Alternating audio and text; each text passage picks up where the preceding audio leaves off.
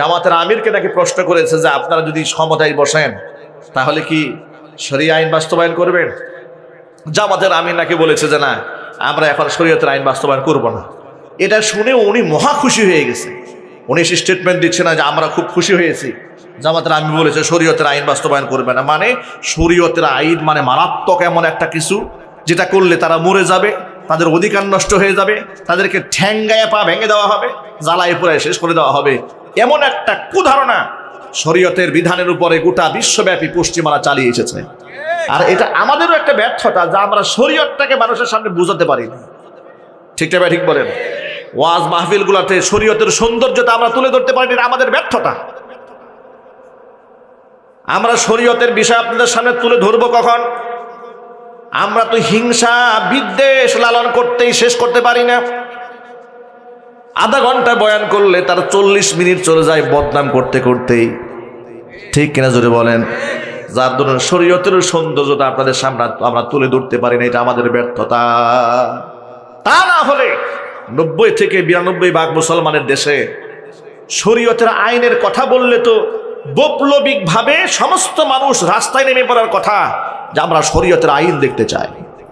ঠিক না? ঠিক। কিন্তু শরীয়তের কনসেপ্টটা ক্লিয়ার না থাকার কারণে এটা আমরা মনে করছি ভিন্ন কিছু একটা। না, এটা ভিন্ন কিছু না।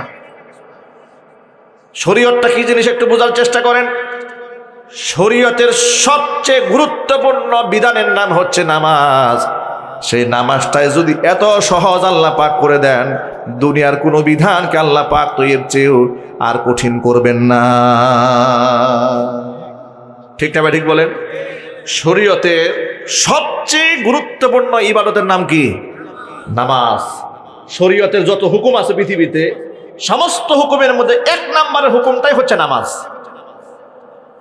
যে নামাজের ব্যাপারে কোরআন মাজিদে 82 আয়াতের মধ্যে আল্লাহ পাক আমাদেরকে হুকুম করেছেন, যে নামাজের ব্যাপারে বিশ্বনবী মুহাম্মদ রাসূলুল্লাহ সাল্লাল্লাহু আলাইহি সাল্লাম বলেছেন, আউয়ালু মা ইউহাসাবু বিহিল আবদু ইয়াউমাল কিয়ামাতিস সালাহ। কিয়ামতের দিন বান্দাকে প্রথম প্রশ্ন করা হবে, বান্দারে নামাজ পড়েছিলি কিনা। কিয়ামতের ময়দানে প্রথম প্রশ্ন হবে নামাজ নিয়ে। সেই নামাজের চেয়ে গুরুত্বপূর্ণ ইবাদত দুনিয়াতে আর নাই।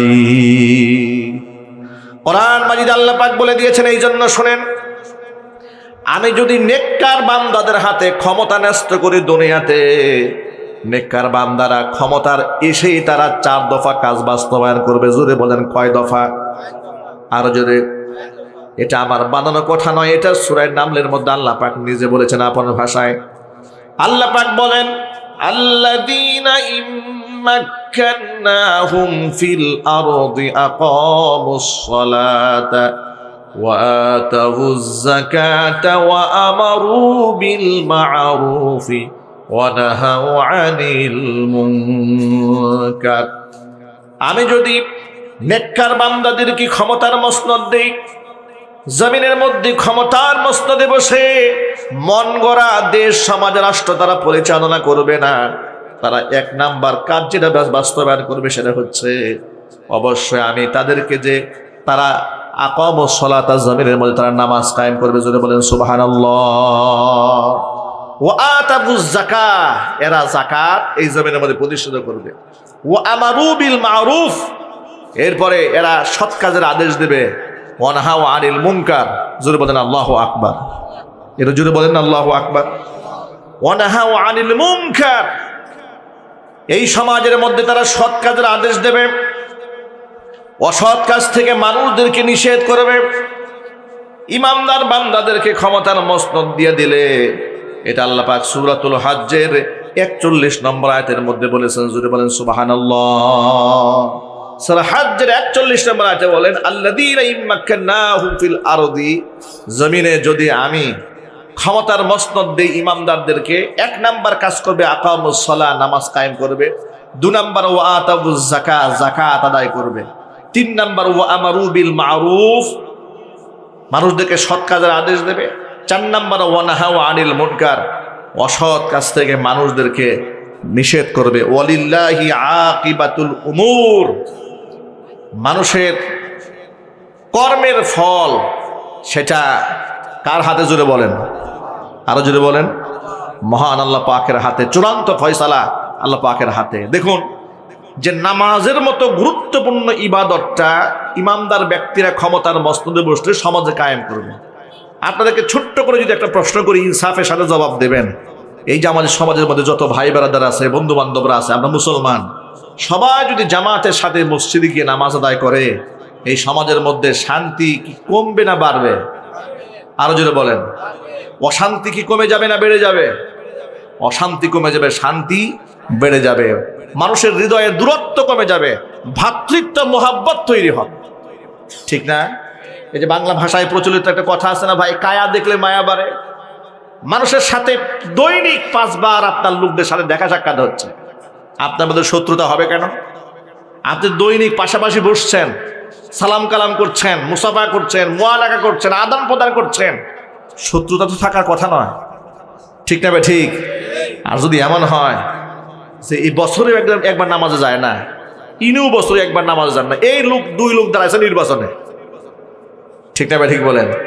এও বেনামাজি, উনিও বেনামাজি, দুইজনে, একজনে আলু মার্কা, একজন পটল মার্কা দাঁড়াইছে। এখন সারা বছর এই লোকের সাথে কোনো মুআমালাত নাই, মুআশারাত নাই, মোহাব্বত নাই, সালাম কালাম নাই, ভালোবাসা নাই, তো একজন আরেকজনকে পছন্দ করার কথা না, শত্রু হয়ে যাবে। তখনই এই মুন্সির হাটে ঝগড়াটা লাগবে, ঠিক না ভাই? ঠিক বলেন। ঝগড়া তো এমলে লাগে না, হৃদয়ের দূরত্ব তৈরি হয়েছে মুহাব্বত না থাকার কারণে। এই মুহাব্বত তৈরি করতে গেলে মুসলমানকে 5 ওয়াক্ত জামাতে শামিল হতে হবে। আল্লাহ কবুল করে, জোরে করে আমিন। আচ্ছা, এটা যদি রাষ্ট্রীয়ভাবে কার্যকর করা হয় যে হ্যাঁ মুসলমানরা সব নামাজে যাবে, এটা দেখি আমাদের আপত্তি থাকার কথা আছে? এটা কি ভালো জিনিসটা খারাপ জিনিস? কোরআন মাজিদ আল্লাহ পাক বললেন, ইন্নাস সালাতা তানহা আনিল ফাহশাই ওয়াল মুনকার, নিশ্চয় নামাজ মানুষকে সব ধরনের অন্যায় এবং অশ্লীল কাজ থেকে বিরত রাখে। এখন এই সমাজের মধ্যে যদি আমরা চাই সুদ বন্ধ হয়ে যাক, ঘুষ বন্ধ হয়ে যাক, মানুষের হৃদয়ের দূরত্ব কমে যাক, ইনসাফ তৈরি হোক, তাহলে সমাজের মধ্যে নামাজ প্রতিষ্ঠার বিকল্প কোনো রাস্তা নাই। আর এটাই হচ্ছে শরীয়তের আইন। আর এই শরীয়তের আইন বান্দার জন্য আল্লাহ কত সহজ করে দিয়েছেন। সুস্থ মানুষ দাঁড়িয়ে নামাজ পড়বে, দাঁড়িয়ে পড়তে না পারলে বসে পড়বে, বসে না পড়লে বান্দা শুয়ে শুয়ে আল্লাহর ইবাদত করবে। বান্দা ওযু করবে পানি দিয়ে, বান্দা যদি অসুস্থ হয়ে যায় মাটি স্পর্শ করে মাসাহ করবে, আল্লাহ পাক তারে পবিত্র বানিয়ে দিবে। আল্লাহ পাক তো সব জায়গায় সহজ করে দিয়েছেন শরীয়ত। এখন আপনারা বলেন শরীয়ত কি সহজ না কঠিন? আরো যদি সহজ না কঠিন? নামাজ যেটা 1 নাম্বার ইবাদত, সেটাই যদি এত সহজ হয়, তো বাকিগুলার তো আর কঠিন হওয়ার কোনো কারণ নাই। এরপরে দেখেন, নামাজের পরে স্থানটা আছে যাকাত। নামাজের পরের স্থানটা কি? যাকাত। এই যাকাত সংক্রান্ত কোরআন মাজিদে 32টা আয়াতে আল্লাহ পাক যাকাতের আলোচনা করেছেন। আবার সাথে সাথে নামাজ এবং যাকাত একসাথে উল্লেখ করেছেন 27টা আয়াতে। যেই যাকাত এত বড় গুরুত্বপূর্ণ ইবাদত, নবী করিম সাল্লাল্লাহু আলাইহি সাল্লামকে আল্লাহ পাক ঘোষণা করলেন, ও আমার হাবিব, খুয মিন আমওয়ালিহিম সাদাকাতান তুতাহহিরুহুম ওয়া তুযাক্কিহিম বিহা। ও নবীজি, আপনি ধনীদের কাছ থেকে আপনি যাকাত গ্রহণ করেন। ওই যাকাত আপনি গ্রহণ করার পর তুতাহহিরুহুম ওয়া তুযাক্কিহিম বিহা, আপনি যাকাত গ্রহণ করার মাধ্যমে আপনি ওদেরকে পাক বানাবেন, ওদের সম্পদগুলাকেও পাক করে দিবেন, ওদের আত্মাগুলাকেও পাক বানায় দিবেন। যখন সুবহানাল্লাহ। ওয়া সাল্লি আলাইহিম, আপনি এই সম্পদশালী ব্যক্তিদের জন্য দোয়া করেন। ইন্না সলাতাকা সাকানুল লাহুম, আপনার দোয়া তাদের আত্মতৃপ্তির কারণ হবে, শান্তির কারণ হয়ে যাবে। আল্লাহু সামিউন আলিম, আমি আল্লাহ পাক সর্বজ্ঞ সর্বশ্রোতা, আমি সব শুনতে পাই, আমি কিন্তু সব কিছুই জানি। এই যে যাকাতের কথা আল্লাহ পাক বললেন যে আপনি ধনীদের কাছ থেকে যাকাত নেন, হুজুর বললেন তুখাদু মিন আগনিয়াইহিম ওয়া তুরাদ্দু আলা ফুকারাইহিম, নেওয়া হবে ধনীদের কাছ থেকে, দেওয়া হবে গরিবদের মাঝে, বন্টন করা হবে। কেন? যাকাতটা দিলে ফায়দা কি হবে? আল্লাহ পাক কেন যাকাত ভিত্তিক অর্থ ব্যবস্থা ফরজ করলেন? আল্লাহ পাক ফরজ করলেন এই জন্য, লিকাই আমাদের জন্য এইভাবে যদি কোরআন সুন্নাহর গবেষণা করে মাসআলাগুলো রিসার্চ করে সহজ করে না দিয়ে যেতেন, তাহলে এই উম্মার উপায় হতো কি? এই উম্মার প্রতিদিন মসজিদে ঝগড়া লাগতো, মহল্লায় মহল্লায় মারামারি হয়ে যেত, যে যার মতো করে কোরআন হাদিসের ব্যাখ্যা করত। আল্লাহ পাক এই 4 ইমামকে জান্নাতুল ফেরদাউসের সুউচ্চ মাকাম দান করেন। একটু জোরে বলেন আমিন। ভাইরা, আমি আজকে নিয়ত করেছি আপনাদের সামনে একটা বিষয় খুব কোরআন সুন্নাহ থেকে একটু সুরাহা করবো ইনশাআল্লাহ। সেই বিষয়টা হচ্ছে, বর্তমান অনলাইনে, সোশ্যাল মিডিয়াতে, অফলাইনে, এমনকি রাজনৈতিক মঞ্চে, টকশোতে, সভাতে, সেমিনারে যুক্তিতর্ক চলছে শরিয়া আইন নিয়ে। যে শরিয়া আইন এটা কি বাংলাদেশের জন্য প্রযোজ্য কিনা, বা শরিয়া আইনের প্রতি মানুষের এত ভয় কেন, বা শরিয়া আইন কাকে বলে, শরিয়া আইন কি জিনিস, যে অনেকের মধ্যে ভয়, অনেকের মধ্যে শঙ্কা। শরিয়া আইন এই কথার অর্থ হচ্ছে, শরিয়াত মানে হচ্ছে পথ বা পদ্ধতি। শরিয়া আইন হচ্ছে আল্লাহর আইন। আল্লাহর আইন হাতে গোনা, ওই যে চুরি করলে হাত কেটে দেওয়া হবে, ডাকাতি করলে পা কেটে দেওয়া হবে, জিনা বাবদ বদমাশি করলে তাকে হত্যা করা হবে, এতটুকু তো আল্লাহর আইন না। রহস্যজনকভাবে আমাদের সমাজে শরিয়া আইনের বিষয়টা মাথায় আসলেই লোকেরা মনে করে যে হিন্দু যেখানে পাও কুপাও, খ্রিস্টান পাও পিটাও, নাস্তিক পাও কল্লা উড়ায় দাও, চুরি করলে হাত কেটে দাও, জিনা বদমাশি করলে এদেরকে মেরে ফেলে, এই হচ্ছে শরিয়া আইন। এটা শুনে কি হয়, যেহেতু ওয়ালাকিন্না আকসারহুম ফাসিকুন, সমাজের অধিকাংশ মানুষ ফাসিক, তাদের মধ্যে একটা সন্তুষ্টতা কাজ করে, ভয় কাজ করে। ঠিক না ঠিক বলেন? ব্যাপক ভয়, সর্বনাশ। এই শরীয়ত আইন বুঝতেও চায় না যে শরিয়াত কাকে বলে। এরা তো সামান্য কয়েকটা, কিন্তু শরিয়াত যে কত সুন্দর, এটা যে উম্মার জন্য, গোটা জাতির জন্য, গোটা বিশ্ববাসীর জন্য এটা যে কতটাই কল্যাণকর।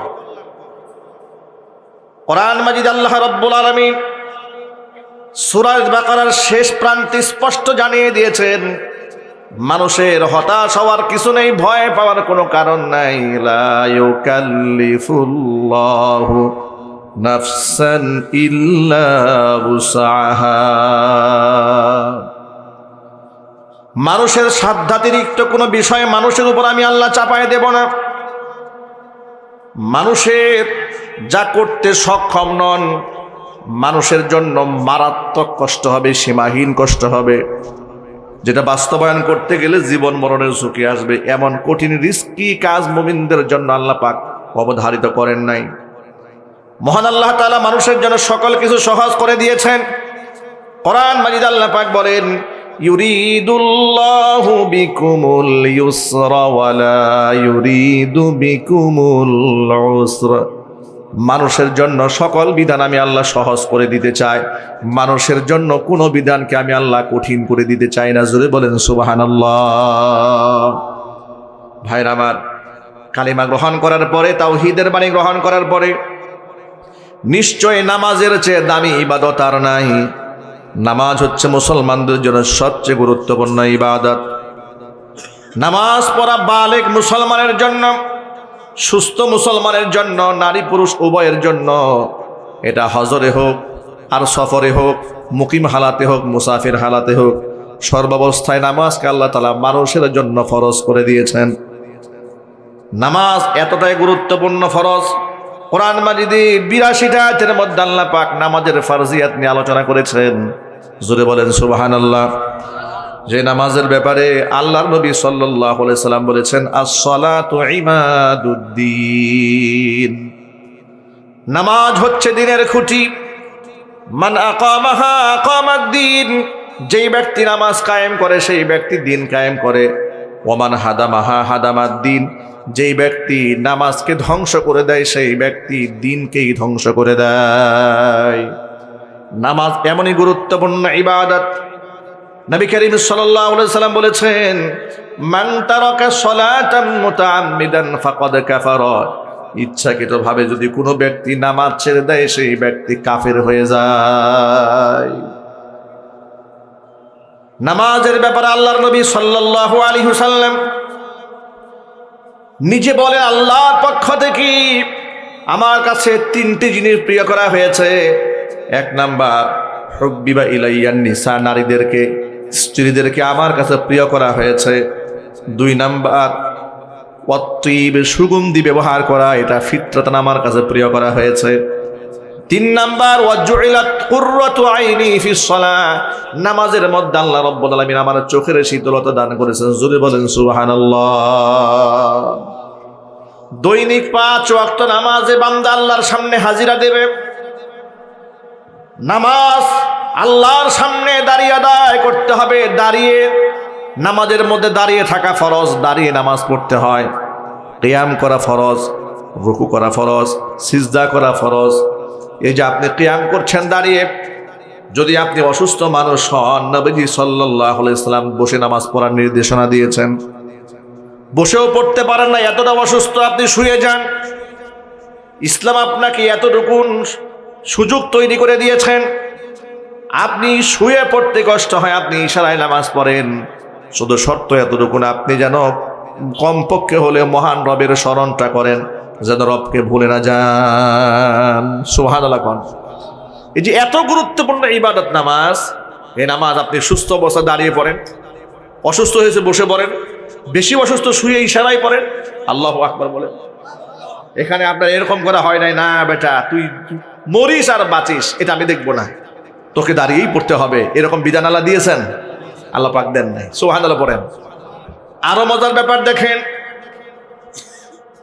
একজন মুসলমান যখন মুকিম অবস্থায় বাড়ি থাকে, নিজের মহল্লায় থাকে, তখন তার জন্য নামাজির ফরজিয়াতগুলো আদায় করা, এমনকি জোহরের নামাজ, আসরের নামাজ, মাগরিব, এশা, ফজর নামাজগুলা একেবারে রুকু, সেজদা, তাসবিহ, তাহলিল, সুন্নত, ওয়াজিব, মুস্তাহাব্বাত সহ আদায় করা সহজ হয়ে যায়। কিন্তু একজন মানুষ যখন মুসাফির হয়ে দূরে কোথাও যায়, তখন সেই দূরবর্তী এলাকায় গিয়ে কিংবা প্রতিমধ্যে তার নামাজ পড়া কঠিন হয়ে যায়। রাস্তাঘাটে নামাজ পড়া সহজ না কঠিন? এটা যদি বলেন না ভাই। বাড়িতে থাকা অবস্থায় যেমন সহসা এই মসজিদে গিয়ে নামাজটা পড়া যায়, সফরকালীন মন চাইলে কি এত আরামে নামাজটা পড়া যায়? পড়া যায় না। মহান আল্লাহ রাব্বুল আলামিন বান্দার যে সফর করলে এতটুকু কষ্ট হবে, এটা আল্লাহ জানেন না? এটা যদি বলেন ভাই, আল্লাহ জানেন না? দেখেন আল্লাহ পাক কি বলেছেন। আল্লাহ রাব্বুল আলামিন সূরাতুন নিসা 101 নম্বর আয়াতে বলছেন, ওয়া ইযা দারাবতুম ফিল আরদি ফালাইসা আলাইকুম জুনাহুন আন তাকসুরু মিনাস সালাত। রাসূল বলেন আল্লাহু আকবার। ওয়া ইযা দারাবতুম ফিল আরদি, যখন তোমরা জমিনে সফর করবে, ফালাইসা আলাইকুম জুনাহুন আন তাকসুরু মিনাস সালাত, তখন তোমরা নামাজকে কসর করাতে তোমাদের কোনো গুনাহ হবে না। জোরে বলেন আল্লাহু আকবার। নামাজটাকে শর্ট করে দেওয়া হলো। জোহরের ফরজ 4 রাকাতের জায়গায় আপনি 2 রাকাত ফরজ পড়বেন। আসরের 4 রাকাত ফরজের জায়গায় আপনি 2 রাকাত ফরজ আদায় করবেন। ইশারের 4 রাকাত ফরজের জায়গায় আপনি 2 রাকাত পড়বেন। 50-50 কমায় দেওয়া হয়েছে। কিন্তু 3 রাকাত নামাজ যেহেতু 1.5 রাকাত পড়া যায় না, এই জন্য মাগরিবের নামাজ 3 রাকাতে পড়তে হয়। আর ফজরের নামাজ আছেই 2 রাকাত, তো টুকরা করার তো সুযোগ নাই, 1 রাকাত তোর নামাজ হয় না, এই জন্য সেটাকে ভাগ করা হয় নাই। মহান আল্লাহ তাআলা জোহর, আসর, এশা 3 ওয়াক্ত নামাজের মধ্যে ফরজ নামাজ পর্যন্ত 2 রাকাত কমিয়ে দিয়েছেন। শুধু কমায় দিয়েই তো আল্লাহ পাক আমাদের জন্য সহজ করেছেন তা নয়। এরপর সুন্নত নামাজ যেগুলো আছে ইখতিয়ারি করে দিয়েছেন। আল্লাহু আকবার পড়েন। আপনি যদি চান, হ্যাঁ আমি জোহরের 2 রাকাত ফরজ পড়েছি, এরপরে কাবলা জোহর ফরজ, এরপরে আপনি সুন্নত যেটা আছে এটা আপনি ইচ্ছা করলে আদায় করেন, ইচ্ছা করলে আপনি আদায় নাও করতে পারেন, ইখতিয়ার দেওয়া হয়েছে। যদি আপনার সুযোগ থাকে, আপনি সফরে গেছেন, এরকম একটা পরিবেশ পেয়ে গেছেন যে সুন্নত পড়েন, অসুবিধা নাই, সওয়াব পাবেন, কিন্তু বাধ্যবাধকতা করা হয় নাই। দেখুন, নামাজের মতো এত বড় গুরু দায়িত্ব, যেটা না পড়লে, আদায় না করলে নিজেকে মুসলমান দাবি করা যায় না, সেই জিনিস আল্লাহ পাক বান্দার জন্য সফরকালীন অবস্থায় সহজ করে দিয়েছেন। সুবহানাল্লাহ বলবেন না ভাই? আল্লাহু আকবার বলেন। এরপরে দেখুন, কোরআন মাজিদ আল্লাহ রাব্বুল আলামিন বান্দার জন্য এই বিধানটা ফরজ করে দিয়েছেন। মানুষ যখন নামাজ পড়তে যাবে তখন অবশ্যই তার তাহারাত, পবিত্রতা হাসিল করতে হবে। এই বিধানটা কার? জোরে আওয়াজ বলেন না কার? আল্লাহ পাক বলেন, ইয়া আইয়ুহাল্লাযীনা আমানু ইযা কুমতুম ইলাস সালাতি ফাগসিলু ওয়ুজুহাকুম وأيديكم إلى المرافق وامسحوا برؤوسكم وأرجلكم إلى الكعبين وإن كنتم جنبا فاطهروا وإن كنتم مرضى أو على سفر أو جاء أحد منكم من الغائط أو لامستم النساء فلم تجدوا ماء فتيمموا صعيدا طيبا فامسحوا بوجوهكم وأيديكم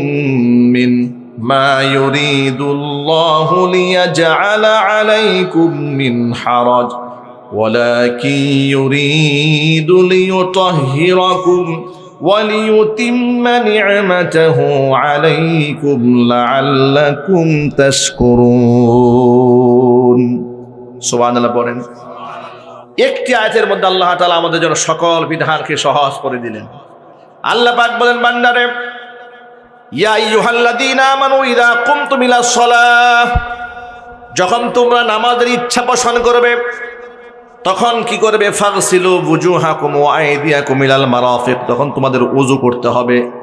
ওযু কি করবা শোনো, ফাগসিলু বুজুহাকুম, তোমরা তোমাদের চেহারা ধৌত করবে, ও আইদিয়াকুম ইলাল মারাফিক, কোনই পর্যন্ত হাত ধৌত করবে, ওয়ামসাহু বিরুউসিকুম, মাথা মাসাহ করবে, ও আরজুলাকুম ইলাল কাবাইন, টাকনু পর্যন্ত পানি দ্বারা ধৌত করে ফেলবে।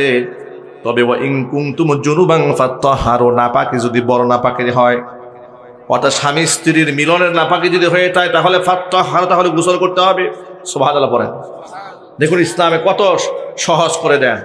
নামাজের সময় হয়েছে, নামাজের ইচ্ছা পোষণ করেছেন, যদি আপনি নাপাকটা জানাবাতে গালিজা না হয়ে যায়, খাফিফা থাকে, তাহলে আপনি কি করবেন? ওযু করে নামাজের প্রস্তুতি গ্রহণ করেন। আর যদি এটা বড় নাপাকি হয়, বড় নাপাকি বলতে যদি এটা গোসল ফরজ এই ধরনের থাকে, তাহলে আপনি গোসল করে নেবেন। ফাত্তাহারু, ডাবল পবিত্রতা অবলম্বন করে নেবেন। আল্লাহ পাক বললেন যে এই যে কাজগুলা করবে এটা তোমাদের জন্য অত্যন্ত জরুরি, ফরজ। তবে ওয়া ইন কুনতুম মারদা, তোমরা যদি অসুস্থ হও, আগে সুবহানাল্লাহ বলেন। আল্লাহ তার বান্দার জন্য বিধানকে কতটা সহজ করেন ও ঠান্ডা মাথায় খেয়াল করেন। আমার আল্লাহ পাক সব জানেন, আলিমুল গাইব। বান্দা কখন কোন মুহূর্তে কোন সিচুয়েশনের সম্মুখীন হবে, কোন প্রবলেমের সম্মুখীন হবেন, এটা আল্লাহ বুঝেন না? আল্লাহ পাক বুঝেন। আল্লাহ বলছেন বান্দারে, ওয়া ইন কুনতুম মারদা, তুমি যদি অসুস্থ হও, আও আলা সাফারিন, তুমি যদি সফর অবস্থায় থাকো, অথবা এমন যদি অবস্থা হয়, আও জা আহাদুকুম মিনকুম মিনাল গায়েত, সে এই অবস্থার মধ্যে যে এসেছে একজন ব্যক্তি টয়লেট সেরে এসেছে, ইস্তেনজা সেরে এসেছে, পেশাব পায়খানা করে এসেছে, আও লামাস্তুমুন নিসা, অথবা এমন অবস্থা হয়েছে যে তুমি স্বামী স্ত্রীর মেলামেশা করা হয়েছে, ঠিক এই অবস্থায় ফালাম তাজিদু মান, তুমি এখন পানি পাচ্ছ না। কি পাচ্ছ না? পানি নাই, যে পানি দিয়ে তুমি ওযু করবে, গোসল করবে, সেটা নাই। তখন করবাটাকে তখন ফাতায়াম্মামু সাঈদান তাইয়্যিবা, পবিত্র মাটি দিয়ে তুমি তায়াম্মুম করবে। তখন কেমনে তায়াম্মুম করবে? ফামসাহু বিউজুহিকুম ওয়া আইদিকুম মিনহু, তখন তুমি তোমার হাত এবং তোমার চেহারা মাটিটা মাসাহ করলেই আমি আল্লাহ পাক তোমারে পবিত্র বানায় দেব। আরো জোরে বলেন সুবহানাল্লাহ। এরপর আল্লাহ বলছেন, মা ইউরিদুল্লাহু লিয়াজআলা আলাইকুম মিন হারাজ, আমি আল্লাহ পাক কোনো বিধানকে তোমাদের জন্য কঠিন বানাতে চাই না। ওয়ালাকি ইউরিদু লিয়ুতাহহিরাকুম, আমি চাই তোমাদেরকে পবিত্র করতে। ওয়ালিয়ুতিম্মা নি'মাতাহু আলাইকুম, আমার নিয়ামতকে তোমাদের উপর পূর্ণ করতে। লাআল্লাকুম তাশকুরুন, যাতে করে তোমরা শুকরিয়া আদায় করতে পারো। আল্লাহু আকবার বলেন। দেখুন একটি মাত্র আয়াত, সূরাতুল মাইদার 6 নম্বর আয়াত, এই একটি মাত্র আয়াতে আল্লাহ তাআলা আমাদের গোটা নামাজের গোটা সিস্টেমটাকে কত সহজভাবে আমাদের জন্য উপস্থাপন করেছেন। এগুলা কার হুকুম জুড়ে বলেন তো ভাই? আল্লাহ পাকের হুকুম। এগুলো হচ্ছে শরিয়াত। এগুলোকে জুড়ে বলেন। লোকে বলে না শরীয়তের আইন কত কঠিন। না, শরীয়তের আইন কঠিন নয়, আপনি জানেন না শরীয়তের আইন। আপনি না জানার কারণে আপনার কাছে মনে হয় যে আল্লাহ সুবহানাল্লাহ শরীয়তের আইন কি জিনিস, মনে হচ্ছে ভিন্ন এক গ্রহ থেকে এমন কোন দৈত্য দানবের মতো আসবে, আর লাঠি নিয়ে দাঁড়ায় থাকবে, একটু ডান বাম হলেই পিটানি শুরু করবে। এটা তো আপনারা শরীয়তের আইন মনে করেন। এই জন্য দেখেছেন না কয়েকদিন আগে খ্রিস্টান মহিলা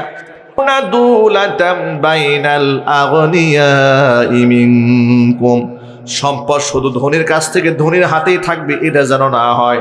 সম্পদ যেন সমাজের মধ্যে একটা ভারসাম্য অর্থনীতি কায়েম হয়ে যায়। ধনীর হাতেও থাকবে, গরিবের হাতেও থাকবে, একটা ব্যালেন্স থাকবে। এখন তো সমাজের মধ্যে সুদ ভিত্তিক অর্থ ব্যবস্থা চালু থাকার কারণে সমাজে যেই ব্যক্তি ধনী তার টাকার কোনো অভাব নাই, আর যে গরিব এর থাকার কোনো জায়গাও নেই। ঠিক না ঠিক বলেন? যে গরিব সে অতি গরিব, আর যে ধনী সেই ব্যক্তি অতিরিক্ত ধনী। এই যে দেখেছেন না আপনারা সমাজের কত বিত্তশালী মানুষ আছে, হাজার হাজার কোটি টাকা চুরি করেছে, ঠিক না? দুঃখজনক একটা বাস্তবতা বলি আপনাদেরকে, আগামী নির্বাচন উপলক্ষে কে কয় টাকার মালিক সেটা হলফনামায় লিখতে হয়েছে। কারো কোনো ঋণ খেলাপি আছে কিনা, ব্যাংকের কোনো বাকি বাক্যা আছে কিনা, এটা লেখা হয়েছে। দেখলাম বেশ কিছু প্রার্থী, কোন দলের নামটা বললাম না, বিশাল মোটা অঙ্কের ঋণ খেলাপি। তাহলে যেই লোকটা ঋণ খেলাপি আছে, আপনারাই বলেন, আপনার বিবেক কি বলে? ব্যাংকের 800 কোটি টাকা সে দেয় নাই, মেরে দিয়েছে, এখন তার কাছে পাবে। সেই লোকটা কি এমপি হওয়ার খুব দরকার বাংলাদেশে? একটু জোরে বলেন ভাই। মানে যে যত বড় লিডার হোক না কেন, তারা যদি এমপি বানান, তারা মৃত্যুর আগ পর্যন্ত এই ঋণ সে আর দিবে। যখন ক্ষমতায় নাই তখনই দেয় না। ও যদি ক্ষমতায় যায়, ব্যাংকের লোকের টাকা চাইতে যায়, ওর ডান্ডা বাহিনী আছে না, গুন্ডা বাহিনী, যে ব্যাংকের অফিসারকে ঠ্যাং ভাঙিয়ে দিবে। ঠিক না ঠিক চিল্লে বলেন?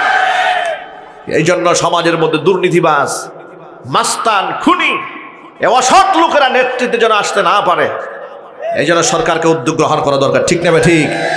কিন্তু আশ্চর্য ব্যাপার, দেখলাম ঋণ খেলাপিদের পক্ষে ঢাকা শহরে রাস্তা অবরোধ করছে।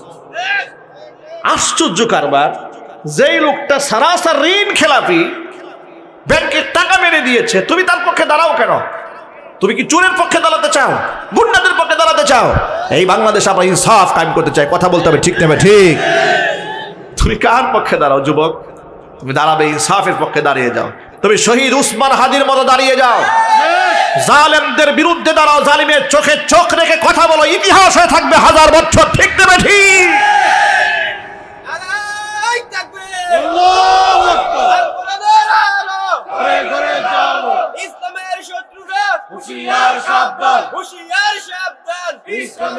ভাইরা আমার, এরা 1000 কোটি টাকা মেরে দেয়, এরপরও তাদের বিরুদ্ধে আইনানুগ কোনো ব্যবস্থা গ্রহণ করা হয় না, কারণ তাদের আছে পেশি শক্তি। ঠিক না ভাই? পক্ষান্তরে গ্রামের সামান্য একটা কৃষক ব্যাংক থেকে 1 লাখ টাকা লোন নিয়েছে, বেচারা পরিশোধ করতে পারে নাই। কেন? সে কৃষকের ক্ষেত খামার করে ক্ষতিগ্রস্ত হয়ে গেছে, বাড়িটা বন্ধক রাখছিল ব্যাংক কর্তৃপক্ষ দুর্বলের উপর। আহারে, আইন কাকে বলে, কত প্রকার এবং কি কি, বেটাকে বাড়ি থেকেই বের করে দিয়েছে। ঠিক না ঠিক? 2 লাখ টাকার জন্য বাড়ি থেকে তাড়িয়ে দিয়েছে, আরেকজনে 800 কোটি টাকা মারছে, ওরে গিয়ে সার বলে। এই দেশে আপনি কিভাবে ইনসাফ কায়েম বলেন আপনারা? এই জন্য সমাজের ওই সমস্ত মাস্তান, ডাকাত, খুনিরা শরিয়া চায় না। কথা ঠিক না ঠিক? শরিয়া মানে হচ্ছে সবার জন্য ইনসাফ। সেখানে রাজা, প্রজা, আমির, ফকির, হুজুর, মাওলানা, হুজুরের ছেলে বলে বিচার হবে না, কিন্তু মুক্তাদির ছেলে বলে বিচার হবে। এটা শরীয়ত নয়। শরীয়ত হচ্ছে তুমি প্রেসিডেন্ট হয়ে থাকো, তোমাকে জবাবদিহিতার কাঠগড়ায় দাঁড়াতে হবে। সুবহানাল্লাহ পড়েন। এখন বৈশ্বিক রাজনীতিতে চলমান যে রাজনীতি, এই রাজনীতির সাথে কোরআনের রাজনীতির পার্থক্যটা কোন জায়গায়? বা রাষ্ট্র যদি কোরআন সুন্নাহ দিয়ে চলে, পার্থক্যটা কোন জায়গায়? এর মধ্যে কয়েকটা মৌলিক পার্থক্য আছে। এর মধ্যে 1 নম্বর মৌলিক পার্থক্য যেটা, সেটা হচ্ছে গণতান্ত্রিক সিস্টেমে রাষ্ট্র পরিচালনা হচ্ছে বর্তমানে মনে করা হয় এটা যে সার্বভৌমত্বের মালিক হচ্ছে জনগণ। এটা চলমান রাজনীতির ভাষা। সার্বভৌমত্বের মালিক জনগণকে পরিজ্ঞান করা হয়। আমি জিজ্ঞেস করি আপনাদেরকে, আসলে কি সার্বভৌমত্বের মালিক আমরা জনগণ? সার্বভৌমত্বের মালিককে? এটা হচ্ছে ইসলামের কনসেপ্টের সাথে, চিন্তা চেতনার সাথে একটা বড় পার্থক্য, একটা সূচনাতেই। গণতান্ত্রিক সিস্টেমে সার্বভৌমত্বের মালিক জনগণ, ক্ষমতার উৎস জনগণ। কিন্তু কোরআন বলে না। কোরআন সুন্নাহর মূলনীতি হচ্ছে রাষ্ট্র এবং রাষ্ট্রের সমস্ত মালিকানা মহান আল্লাহ পাকের। এমনকি ক্ষমতার মালিকও আল্লাহ, সার্বভৌমত্বের মালিক আল্লাহ। তাহলে মানুষ কি? মানুষ হচ্ছে তার খলিফা। মানুষ হচ্ছে কি? খলিফা। মানুষ এই দুনিয়াতে আল্লাহর আইনকে শুধু বাস্তবায়ন করবেন। ইনিল হুকমু ইল্লা লিল্লাহ, হুকুম চলবে একমাত্র কার? আল্লাহ পাকের। এবার শোনেন, প্রচলিত সমাজ ব্যবস্থার সাথে শরীয়তের মূলনীতি কোন জায়গায় পার্থক্য আছে? প্রচলিত সমাজ ব্যবস্থার মধ্যে আইন কাকে বলা হয়? আইন হচ্ছে আদালতে যে রায় দেয়, এটা আইন। এরপরে সাংসদ যারা আছে সম্মিলিতভাবে যেটা বলে সেটা হলো আইন। এরপরে সংবিধানের মধ্যে যেটা থাকে সেটা হলো আইন। এটা হচ্ছে প্রচলিত সমাজ ব্যবস্থা। সংবিধানে যা থাকবে সেই আলোকে রাষ্ট্র চলবে, গেল 1 নম্বর মূলনীতি। কোর্টে যেটা আইন পাশ হয় তার মধ্যে রাষ্ট্র চলবে, 2 নম্বর মূলনীতি। 3 নম্বর, সাংসদ যারা মেম্বার অফ পার্লামেন্ট, যাদেরকে আপনার নির্বাচিত করে আপনারা পাঠিয়ে দিবেন জাতীয় সংসদে, তারা সকলে মিলে তাদের মন মতলবে অনুযায়ী অধিকাংশ মানুষ যেই পক্ষে রায় দিবে সেটা আইন হয়ে যাবে। এটা হচ্ছে প্রচলিত সিস্টেম। আর শারঈ সিস্টেমের মূলনীতি হচ্ছে যে না, শারঈ সিস্টেমের মূলনীতি হচ্ছে কোরআন, সুন্নাহ, ইজমা, কিয়াস। কয়টা মূলনীতি? আরো জোরে বলেন। কোরআন, সুন্নাহ, ইজমা, কিয়াস। এই 4টা হচ্ছে শরীয়তের মূলনীতি। এই 4টা হবে রাষ্ট্র পরিচালনার মূলনীতি। আল্লাহু আকবার বলেন। আরেকটা পার্থক্য হচ্ছে ইসলামিক রাষ্ট্র ব্যবস্থায় কোরআন, সুন্নাহ, ইজমা, কিয়াস এগুলো কোনো পরিবর্তন হবে না, অপরিবর্তনীয়। কারণ কোরআন তো আল্লাহ নাজিল করেছেন, হাদিস আল্লাহর পক্ষ থেকে এসে রসুলের ভাষায় এসেছে, সেখানে আমাদের হাত দেওয়ার কোনো জায়গা নাই। পক্ষান্তরে প্রচলিত সিস্টেমে মানুষ ইচ্ছা করলেই সংবিধানের আইনগুলো পরিবর্তন করে। মানুষের গণভোট, এই যে সামনে গণভোট আসতেছে, বলা হচ্ছে জুলাই সনদের জন্য গণভোটকে হ্যাঁ বলুন। অবশ্য আমরা হ্যাঁ বলবো, বলেন ইনশাআল্লাহ। যদি বলেন ইনশাআল্লাহ, অবশ্য আমরা হ্যাঁ বলবো। আপনি বলবেন হ্যাঁ বললে কি খেলাফত কায়েম হয়ে যাবে? না, হ্যাঁ ভোট হলে বাংলাদেশে নতুন একটা সিস্টেম চালু হবে এবং ইনশাআল্লাহ এর মধ্য দিয়ে এই বাংলাদেশের যে জুলম ছিল, শোষণ ছিল, স্বৈরতন্ত্র ছিল, তার কবর রচিত হবে এবং ইনসাফের বাংলাদেশের সূচনায় বাংলাদেশ পা রাখবে এবং পরবর্তী বাংলাদেশ আমরা পর্যায়ক্রমে কোরআন সুন্নাহর দিকে এগিয়ে নিয়ে যাবো ইনশাআল্লাহ। বলেন ইনশাআল্লাহ।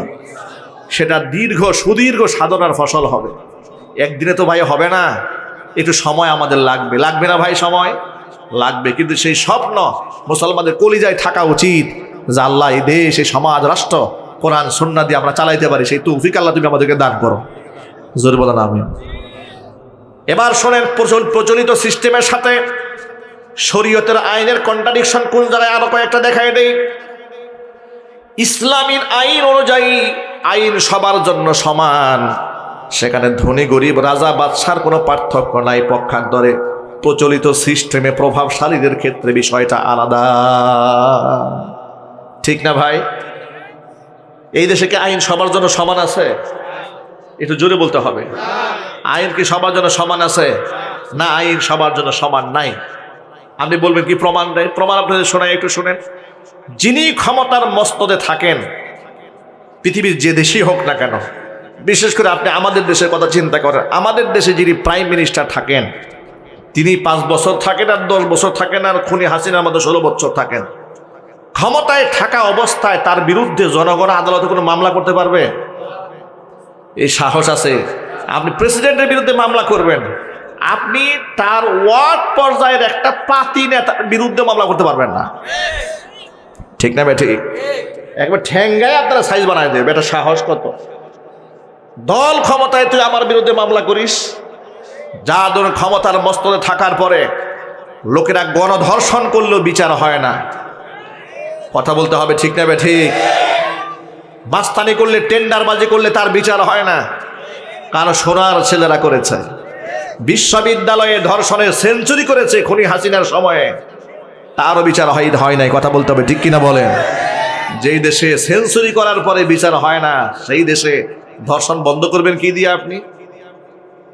এই হচ্ছে প্রচলিত সিস্টেমের সাথে ইসলামের পার্থক্য। এবার আপনাদের ইসলামটা বোঝায় যে ইসলামে কে নেতা কে লিডার এটা দেখার সময় নাই। হযরত উমর ফারুক রাদিয়াল্লাহু তাআলা আনহু যখন খলিফা, কে খলিফা? ওমর, অর্ধজাহানের শাসক, যিনি রাস্তায় হাঁটলে শয়তানও সেই রাস্তায় হাঁটতো না। সেই উমর রাদিয়াল্লাহু তাআলা আনহুর ক্ষমতায় থাকা অবস্থায় তিনি আমিরুল মুমিনিন, ঠিক সেই অবস্থায় তার বিরুদ্ধে এক ইহুদি মামলা দায়ের করল। মামলা দিল কোথায়? মুসলিম স্টেটের কাজীর কাছে। কাজীকে? কাজী হচ্ছে সুরাহাবির হযরত শুরাইহ, কাজী শুরাইহ রাহমাতুল্লাহি আলাইহি, তিনি হচ্ছেন বিচারক। কাজী শুরাইহ তিনি সাহাবী ছিলেন না, ছিলেন তাবেঈ। কিন্তু খলিফা উমর রাদিয়াল্লাহু তাআলা আনহুর শাসনামলে, ওসমান রাদিয়াল্লাহু তাআলা আনহুর শাসনামলে, হযরত আলী কাররামাল্লাহুর শাসনামলে, এই তিনজন খলিফার শাসনামলে তিনি বিচারকের দায়িত্ব পালন করেছেন। প্রধান বিচারপতি, জোরে বলতে হবে না আল্লাহু আকবার। কেমন বিচারপতি? হযরত উমরের নামে বিচার গেল, এই বিচারপতি হযরত উমরকে আসামির কাঠগড়ায় দাঁড় করাইছেন। সুবহানাল্লাহ বলতে পারেন না আপনারা? যারা শরীয়তের কথা শুনলে ভয় পান, তারা একটু শুনেন শরীয়ত কি জিনিস। আপনারা তো খামোখা ভয় পান, মনে হয় আহারে শরীয়ত কি জিনিস, কায়েম হয়ে গেলে আহারে মনে হয় ঘর থেকে বের হওয়া যাবে না, রাস্তায় বের হইলেই পিটাবে, এই মনে করছেন। দেখেন শরীয়ত কাকে বলে। শরীয়ত হলো আপনি রাজা কিংবা বাদশাহ হন, দেখার সময় নাই। আপনার বিরুদ্ধে অভিযোগ দায়ের হয়েছে, এবার আপনি সাধারণ আসামির মতো কাঠগড়ায় দাঁড়ায় যান। ওমর রাদিয়াল্লাহু তাআলা আনহু এক পাশে দাঁড়ানো, ইহুদি আরেক পাশে দাঁড়ানো। কাজী শুরাই বললে, জিজ্ঞেস করলেন খলিফাতুল মুসলিমিন, আপনি বলেন আপনার পক্ষে কোনো যুক্তি তর্ক আছে, কোনো সাক্ষী আছে? হযরত উমর বললেন, না, এই ব্যাপারে আমার কাছে কোনো সাক্ষী নাই। ওমর সাক্ষী দিতে পারলেন না। কাজী শুরাই একটু চিন্তা করলেন, ইহুদির পক্ষে রায় দিয়ে দিলেন। সুবহানাল্লাহ বলবেন না? হযরত আলী কাররামাল্লাহু ওয়াজহার সেই বিখ্যাত ঘটনা তো আপনাদের সকলের জানা আছে। জিহাদের ময়দানে তিনি তার ঢাল হারিয়ে ফেললেন। ঢাল পাওয়া যাচ্ছে না। বেশ কিছুদিন পরে দেখতে পেলেন এক ইহুদির কাছে তার জিহাদের ময়দানে সেই ঢালটা পাওয়া গেছে। ওমর রাদিয়াল্লাহু তাআলা আনহু তখন শাসক, তার খেলাফত কালে কাজী শুরাইহের আদালতে মামলা হলো। এবার তিনি দাঁড়ালেন, হযরত আলী কাররামাল্লাহু এক পাশে দাঁড়ালেন, আর এক পাশে ইহুদি দাঁড়িয়ে আছে। ইহুদির কাছে সেটা পাওয়া গেছে। ইহুদি নিজস্ব মালিকানা দাবি করলেন যে এই ঢালের মালিক আমি। আলী রাদিয়াল্লাহু তাআলা আনহু বললেন, না, ঢালের মালিক আমি। কাজী সাহেব জিজ্ঞেস করলেন, হাকিম বিচারক বললেন, আলী আপনার কাছে কোনো দলিল প্রমাণ আছে? বলে, হ্যাঁ আছে, আমার ছেলে প্রমাণ। কে? আপনি হাসান হুসাইনকে ডাকেন। হাসান হুসাইনকে আনা হলো। কাজী সাহেব বললেন যে না, বাবার পক্ষে ছেলের সাক্ষী গ্রহণযোগ্য নয়। আল্লাহু আকবার বলেন। বাবার পক্ষে ছেলের সাক্ষী গ্রহণযোগ্য নয়, তিনি অ্যাকসেপ্ট করলেন না। তিনি কি বললেন জানেন? তিনি বললেন, কাজী সাহেব আপনি কি রসুলের সেই হাদিসখানা ভুলে গেছেন নাকি? ওয়াল হাসানু ওয়াল হুসাইনু সাইয়্যিদা শাবাবি আহলিল জান্নাহ, হাসান হুসাইন জান্নাতি যুবকদের সর্দার হবেন। কাজী সাহেব কি বলেন জানেন? কাজী সাহেব বলেন, হযরত আলী আমি কিছুই ভুলে যাই নাই। নিঃসন্দেহে রসুল যা বলেছেন সত্য বলেছেন, কিন্তু ইসলামী নীতিমালা অনুযায়ী বাবার পক্ষে ছেলের সাক্ষী গ্রহণযোগ্য নয়। এই জন্য আপনার এই পক্ষে হাসান হুসাইন কথা বললে আমি অ্যাকসেপ্ট করতে পারবো না। তিনি বললেন, তাহলে আমার খাদেম, আমার গোলাম আছে, গোলাম সাক্ষী দেবে। তিনি বললেন যে মনিবের পক্ষে গোলামের সাক্ষী গ্রহণযোগ্য না। হযরত আলী বললেন, এছাড়া আমার কাছে আর কোনো সাক্ষী নাই। এবার ইহুদির পক্ষে রায় দিয়ে দিলেন। ইহুদি আদালত প্রাঙ্গণে দাঁড়িয়ে বললেন, মাননীয় আদালত দাঁড়ান, বিশ্বাস করেন আমি অবাক হয়ে গেলাম আপনার এই বিচার ব্যবস্থা দেখে। এইরকম ইনসাফ একটা রাষ্ট্রে মুসলমানরা এতটা জাস্টিস করতে পারে? কাজী সাহেবের সামনে দাঁড়িয়ে বললেন, শোনেন, এই যে ঢালটা আসলে এটা আমার ঢাল নয়, এটা হযরত আলীর ঢাল। আলীর আপনি দিয়ে দেন।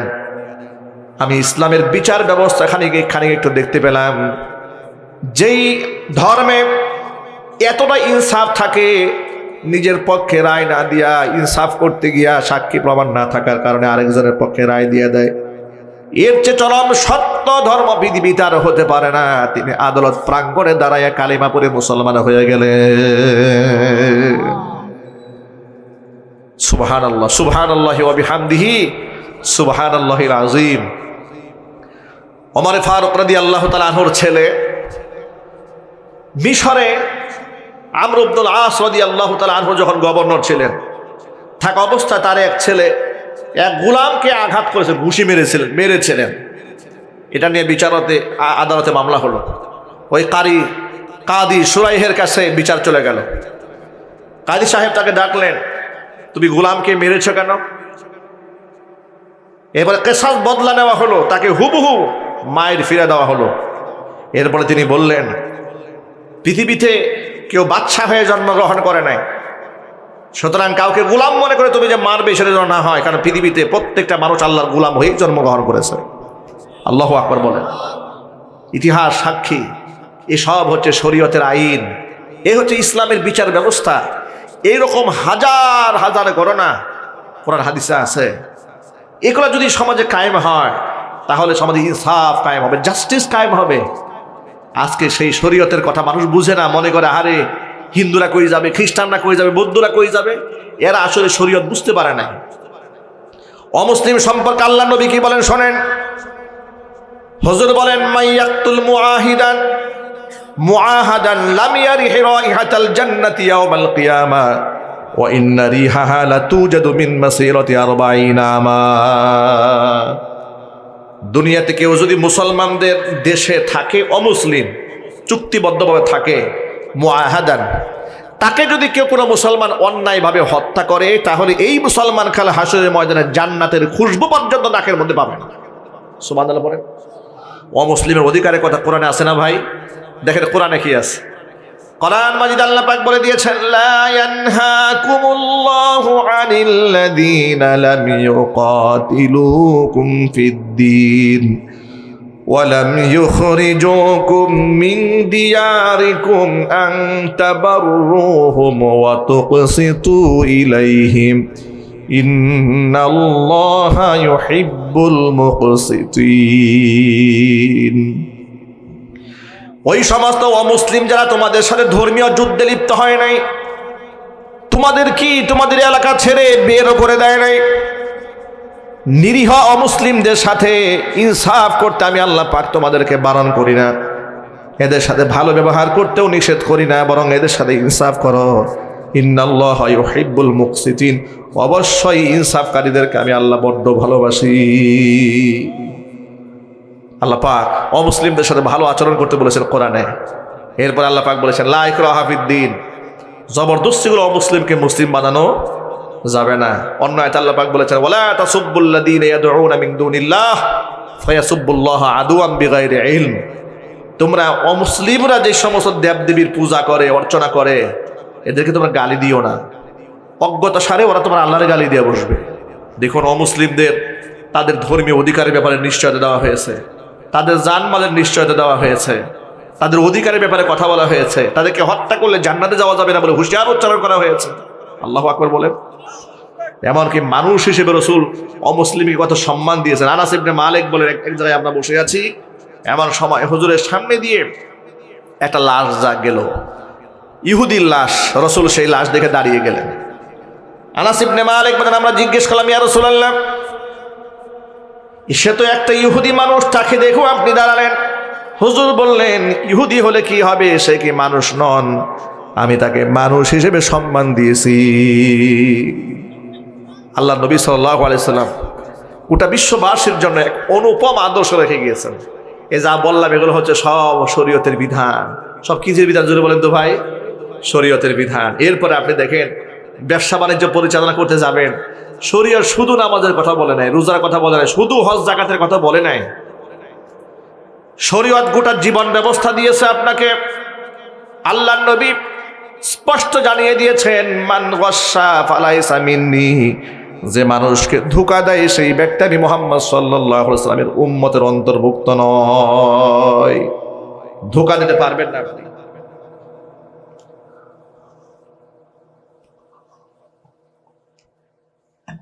হাদিস শরীফে এসেছে, মাররা রাসূলুল্লাহ সাল্লাল্লাহু আলাইহি ওয়াসাল্লাম আলা সুবরাতি তুআমিন, হুজুর একটা খাবারের দোকানের সামনে দিয়ে হেঁটে গেলেন। এমন সময় খাবারের একটা বস্তা দেখলেন, বস্তার মধ্যে ফাআদখালা ইয়াদাহু, হাত ঢুকাই দিলেন। ফাআসাবাতহুল বালাল, হাত ঢুকাই দেওয়ার পরে হাতের মধ্যে ভিজা ভিজা লেগেছে। নবী কারীম সাল্লাল্লাহু আলাইহি সাল্লাম জিজ্ঞেস করেন, কি ব্যাপার? খাবারের উপরি ভাগটা শুকনা, নিচের ভাগটা ভিজা কেন? দোকানদার বলল, ইয়া রাসূলুল্লাহ আসাবাতহুস সামা, বৃষ্টির পানি পড়েছে তো, বৃষ্টির পানি পড়ার কারণে এই খাবারটা নিচে ভিজে গেছে। হুজুর বললেন, নিচের অংশ ভিজা, ভিজা অংশের উপরে উঠায় রাখো। ক্রেতাকে মেপে দেওয়ার সময় ক্রেতা যেন দেখে নিতে পারে যে এটা ভেজা, এটা শুকনা। কারণ তুমি যদি এমন অবস্থায় দিয়ে দাও, ক্রেতা শুধু শুকনা দেখেছে, ভিজা তো দেখে নাই। শুনে রেখো, মান গাসসা ফালাইসা মিন্নি, এতটুকুন ধোঁকা যেই ব্যক্তি দেয় সেই ব্যক্তি আমার উম্মতের অন্তর্ভুক্ত নয়। সুবহানাল্লাহ বলেন। ইসলাম ব্যবসা বাণিজ্যের সিন্ডিকেটকে বরবাদ করে দিয়েছে। এই যে আজকে বাংলাদেশে সিন্ডিকেট বাণিজ্য চলে, এলপি গ্যাস নিয়ে কি মারাত্মক সিন্ডিকেট বাংলাদেশে চলছে চিন্তা করেছেন? 800 টাকার বোতল হয়ে গেছে 5000 টাকা। ঠিক না ঠিক বলেন? কেন এটা হয়েছে? কার জন্য হলো? তারা কারা? ওরা মঙ্গল গ্রহ থেকে সিন্ডিকেট তৈরি করে নাই, ওরা এই বাংলাদেশের লোক। ওদের হাত উপর মহল পর্যন্ত আছে। খোঁজখবর নিয়ে দেখবেন অনেক সচিবরা এর সাথে জড়িত আছে। কয়েকটা দিনের মধ্যে হাজার হাজার কোটি টাকা তারা এখান থেকে আত্মসাৎ করে ফেলেছে। ঠিক না ঠিক জোরে বলেন? ধরাছোঁয়ার বাহিরে কে করবে কার বিচার? কে করবে কার বিচার? সিন্ডিকেট বন্ধ করা যাচ্ছে না। সিন্ডিকেট বাণিজ্য চলে, গ্যাসের দাম বাড়িয়ে দেওয়া হয়েছে। বাহির থেকে মোবাইল ফোন নিয়ে আসে আমাদের ভাইরা বিদেশ থেকে, সেখানে সরকারের মধ্যে ট্যাক্স বসায় দেওয়ার পরিকল্পনা আসতেছে। মোবাইল ব্যবসায়ীরা তারা সব দোকানপাট বন্ধ করে দিয়েছে। আপনি বিদেশ থেকে মোবাইল আনবেন, গভর্নমেন্টকে ট্যাক্স দিতে হবে। অথচ এই ছেলেটা বিদেশ থেকে শ্রম দিয়ে ঘাম জড়াইয়া সেই টাকা বাংলাদেশে আনার কারণেই তো বাংলাদেশের রিজার্ভ বেড়েছে। ঠিক না ঠিক বলেন? আপনারা সব অফিসিয়াল করবেন। এইভাবে আপনারা বিভিন্ন জায়গায় সাধারণ মানুষের জন্য সহজ কি হয় সেটা না করে কোনো বিধানকে আপনারা কঠিন বানিয়ে দিলেন। ইসলাম মানুষকে এইরকম বেইনসাফ করে নাই, ইসলাম সকল ক্ষেত্রে ইনসাফ করেছে। জোরে কোন আল্লাহু আকবার। আবার আপনি দোকানদার মানুষ, কোরআন বলে দিয়েছে, ওয়াইলুল লিল মুতাফফিফিন আল্লাযীনা ইযা ইকতালু আলান নাসি ইস্তাওফুন ওয়া ইযা কালুহুম আও ওয়াজানুহুম ইউখসিরুন। তুমি যখন অন্যের কাছ থেকে নাও একেবারে পরিপূর্ণ মেপে নাও, আর যখন তুমি মানুষকে ওজন দিয়ে দাও তখন ওজনে কম দাও। এরকম ব্যবসায়ী আছে না ভাই? নিজে যখন আনে খুব মেপে ঝুঁকে আনে, আর মানুষকে দেওয়ার সময় 2 নম্বরই করে। এই যে ফিলিং স্টেশনগুলো দেখেছেন, কয়েকদিন আগে দেখলাম যে মোবাইল কোটকিয়ে ধরেছে, প্রতি লিটারে তেলের মধ্যে 300 মিলিলিটার কম দিচ্ছে। আহারে চুরি, সব জায়গায় চুরি। কি হিসাব দেবেন আল্লাহর কাছে? মহান রবের কাছে কাল কিয়ামতের ময়দানে কি জবাবদিহিতা করবেন? চুরি করে করে টাকার প্রাসাদ বানালেন, এই টাকা তো ভোগও করতে পারবেন না আপনি। হারাম পয়সা ইনকাম করে সেটা নিজেও ভোগ করা যায় না, আর হারাম পয়সা হারাম জায়গায় চলে যায়। সন্তানরা বাপ মরে যাওয়ার পরে দোয়াও করে না। ঠিক না ঠিক বলেন? এমন ঘটনা বাংলাদেশে আছে যে বাবা মরেছে, জানাজা পড়ে না ছেলেরা, বলে ব্যাংকের টাকা আগে ভাগ হবে, এরপরে বাবার জানাজা হবে। নাউযুবিল্লাহি মিন যালিক। এগুলো দেখার পর আমাদের লজ্জা হয় না? আমাদের শরম হয় না? আমাদের শিক্ষা হয় না? ইসলামী শরিয়াত এক্ষেত্রে ইনসাফ করেছে, ব্যবসা বাণিজ্য সকল ক্ষেত্রে ইনসাফ। আবার আপনি লোকদেরকে দিয়ে কাজ করাবেন, ইসলাম সেখানে দিক নির্দেশনা দিয়ে বলেছে, আতুল আজির আজরাহু ক্বাবলা ইয়াজিফা আরাকুহু। শ্রমিকের গায়ের ঘাম শুকিয়ে যাওয়ার আগে তার ন্যায্য পাওনা তার হাতে বুঝাইয়া দাও। ইসলাম এই যে যা যা বললাম, মাত্র কয়েকটা উদাহরণ দিলাম, এগুলো সব হচ্ছে শরীয়তের আইন। এখন আপনারা বলেন, এই আইনগুলো সমাজে বাস্তবায়ন হওয়ার দরকার আছে না নাই? আইন বাস্তবায়ন না হওয়ার কারণে বাংলাদেশে কুখ্যাত খুনি এবং সন্ত্রাসীরা সব বেঁচে গিয়েছে। সাগররুনি হত্যাকাণ্ডের বিচার হয় নাই। ওসি প্রদীপ এবং লিয়াকত ঠান্ডা মাথায় মেজর সিনহাকে খুন করেছে, ফাঁসির রায়ও হয়ে গেছে, এদের ফাঁসি হয় না। কি সোনার বাংলাদেশে সোনার আইন তৈরি করে গেছে ব্রিটিশরা, এগুলোর ফাঁসি হয় না, ফাঁসি কার্যকর হয় না।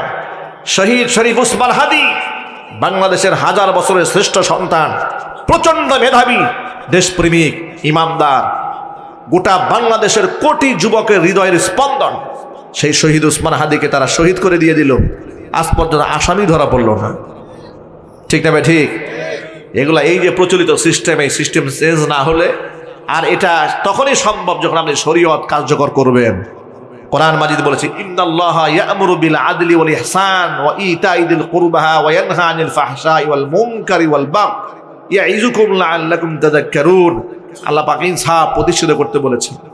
আল্লাহ পাক ইন্নাল্লাহা ইয়া'মুরুকুম আন তুআদ্দুল আমানাতি ইলা আহলিহা, আমানতকে তার যথার্থ স্থানে সুপর্দ করার আল্লাহ পাক হুকুম দিয়েছেন।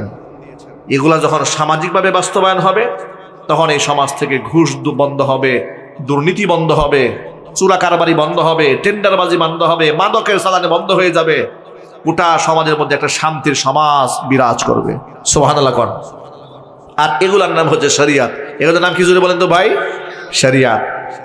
আমি মাত্র কয়েকটা বললাম। শুধু শরীয়তের এই 23 বছরে আল্লাহর নবীর দেওয়া উপহার, আমার তো 2-1 ঘন্টা এটা শেষ করতে পারবো না। এটা এক প্রজন্মের পর প্রজন্ম এই ব্যাপারে রিসার্চ হবে, গবেষণা হবে, দিন যাবে। কোন সেক্টরে ইসলাম কি বলেছে এর নিয়ে চর্চা হতে হবে, জনসচেতনতা তৈরি করতে হবে, হ্যান্ডবিল বানাতে হবে, এগুলো রাস্তা রাস্তা বিলি করতে হবে। ইসলামের সুমহান বাণীগুলো বিশাল বিশাল বিলবোর্ড টানিয়ে ঝুলাই রাখতে হবে, মানুষ যেন শিক্ষা গ্রহণ করতে পারে। ঠিক না ভাই? ঠিক বলেন। তাহলে একটা দেশ সুন্দর হবে, সমাজ সুন্দর হবে। যে কথাগুলো আপনাদের সামনে উপস্থাপন করেছি, আল্লাহ পাক যেন সবার আগে আমাকে, এরপর আমার ভাইদেরকে, মা বোনদেরকে সকলকে আমল করার তৌফিক দান করেন। এখন আপনাদেরকে জিজ্ঞেস করি, প্রিয় ভাইরা আমার, শরীয়তের বিধানে জুলুম আছে, শোষণ আছে, বেইনসাফ আছে, আমাদের ভয়ের কোনো কারণ আছে? সেই শরীয়ত আমরা চাই না? চাই না? আরো জোরে বলুন, কারা কারা শরীয়ত চান? দো হাত দেখতে চাই।